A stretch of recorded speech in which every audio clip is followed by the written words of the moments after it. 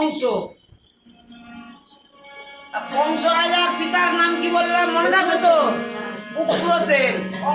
কংস রাজার দাদুর নাম আহু। এখন কংস রাজা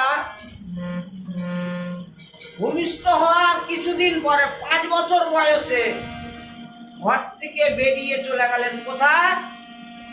বাবা ভোলানাথের ধ্যান করতে।